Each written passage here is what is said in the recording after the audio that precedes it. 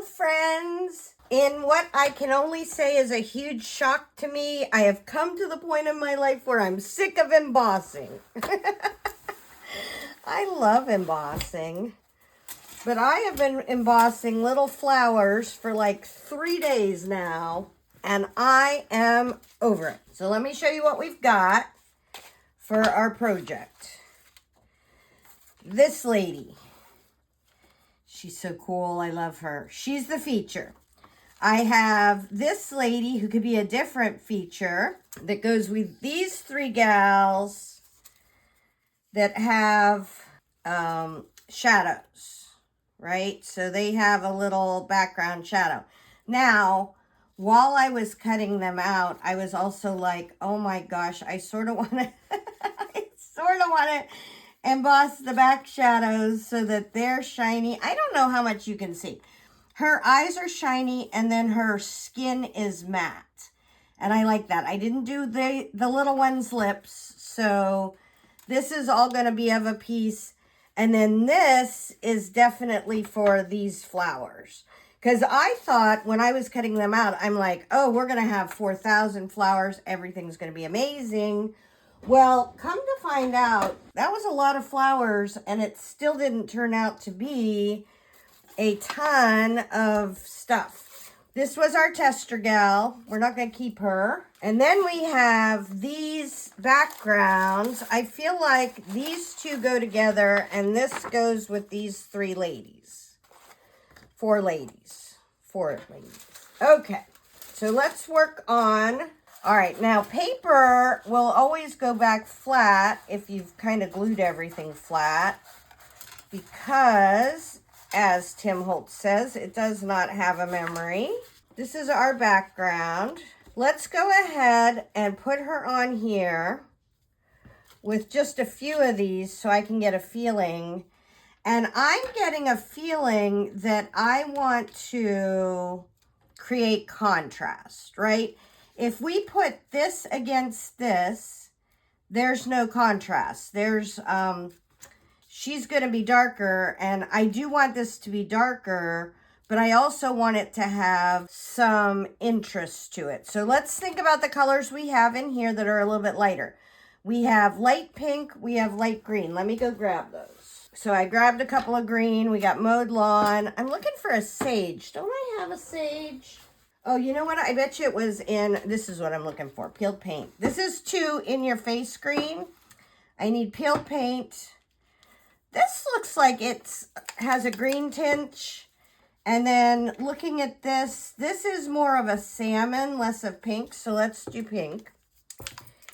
And let's do, okay, we have, I feel like I just want to do some mark making. So let's get a couple of different shapes of things. And let's just put some paint out. This is Kitsch Flamingo. Kitsch Flamingo is the bane of my existence.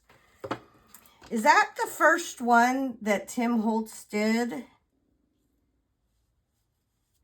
that was new after like 1 million years? And this is acrylic paint. And don't forget, we did the layer of matte medium. So we should be able to put acrylic paint on here. And I'm just making little lines with my paintbrush. And I'm just going to use all this paint I have.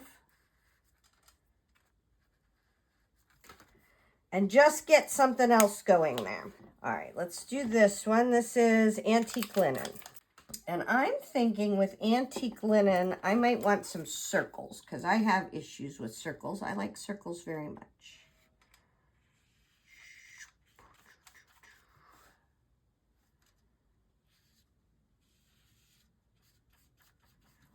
And I'm not trying to get any place particular or between the other circles. I'm just, let's go down here and get some going off the bottom. I never want all my stuff to be stuck on the page because then it doesn't look very cool. I don't know what the word is. I didn't go to no fancy art school. I don't know what's going on here. I'm just making some shapes. Just to add more layers to this. A little off the side. And nobody will ever see these or notice these. These are just little bits of fluff around the page, and we're going to make lots of bits of fluff. I want one more circle. We'll use all the paint in the brush. There we go. Ooh, that's fun. I like already that we're getting something different going on here. Okay, what other color did we have? We have peeled paint, right? This sagey green. Let's make some small crosses.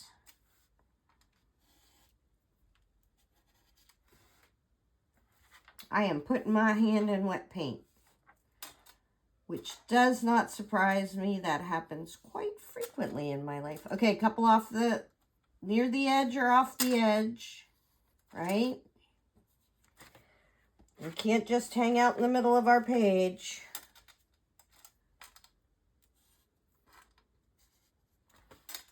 I snuck that one right in the middle of there, huh?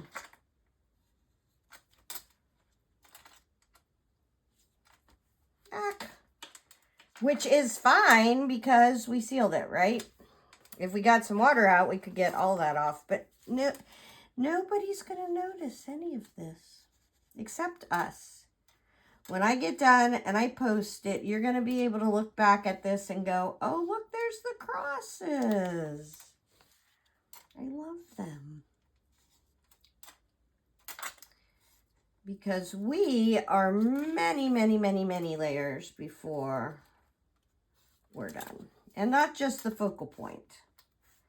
We got to get this background. Oh, I'm getting sick of making crosses. They're getting bigger. That happens to me frequently.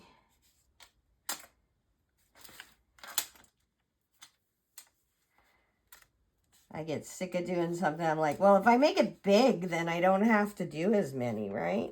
All right, let's see. I feel like there's a paucity of crosses right here.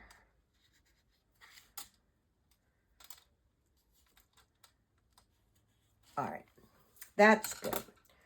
I'm going to go get my water bucket for my brushes so I don't run out. Okay, I have one of these guys that you can put the brushes in. Very cool. All right, so we have to let that layer dry before we can do anything else.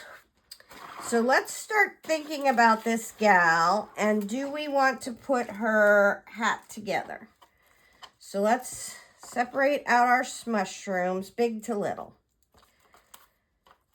Okay, and we have red mushrooms, and we have kind of tan mushrooms. I love the mushrooms. I feel like those are my favorite part of it, and then the flowers are just the background, and then the leaves are just the accents, right? Okay, the other thing I want to focus on is this is going to be our frame, and I want to make sure that what I'm trying to do is going to fit in the frame. And I don't mind if she comes out of the frame. I want her main head. Well, I feel like I could even put her there, right? And then just have this come out. Okay, our frame is going to be the same size as this insert. So let's go ahead. That's what we got as our kind of boundaries, right? So I kind of feel like just sort of lay things out, and I want it to come way up here and see how much we have. Oh, I think we'll be fine.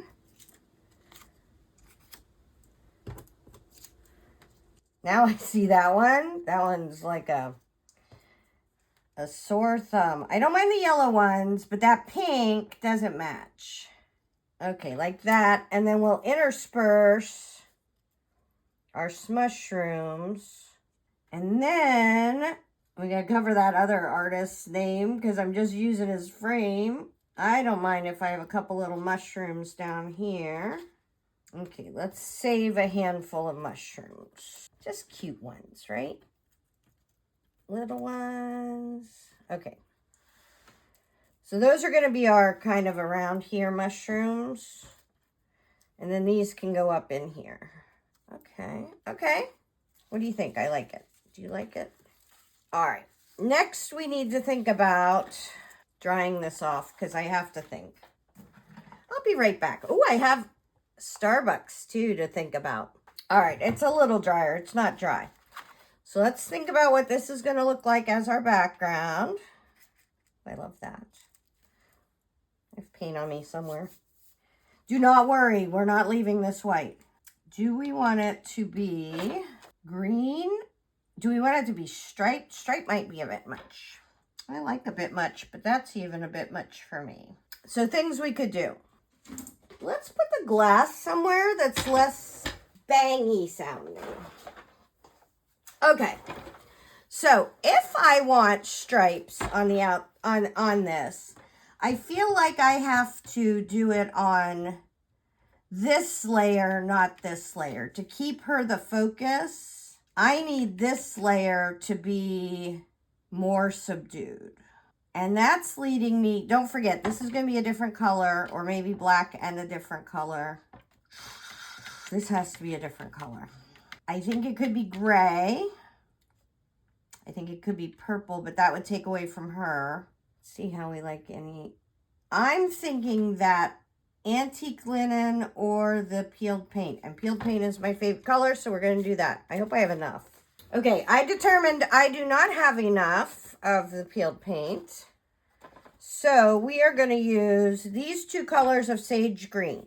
And this darker one is going to be the primary color. And this lighter one is going to let us not have it be, a lot of paint there, Schiffer. Not have it be so monotone.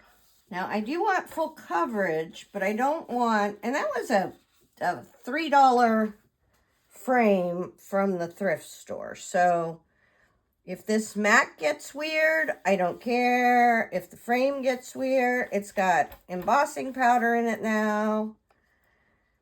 It'll be fine. All will be well. And if you've ever bought mats at the thrift store, or excuse me, at the paint store, Michael's or wherever, you might want to think about going to the thrift store and getting you some mats because they're a lot less expensive. Now, let's see what we think. Oh yeah, see, to me that looks so much better.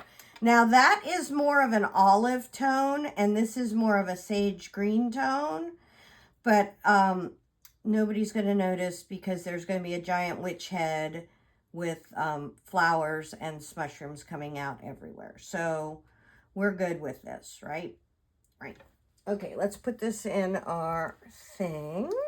Okay, then let's move on to our frame.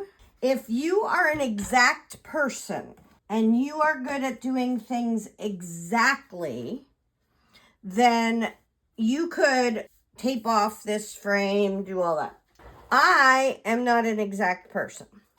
So what I'm going to do is I'm going to paint stripes around this frame. I want oh, there we go. Pretty wide stripe. So I want to get it all the way across the paintbrush. And let's not paint into our feature image.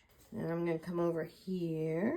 So it feels to me like, and you can do your choice, it feels to me like you can either be super, super exact and careful and mindful, or you can just be kind of schizoid the whole time.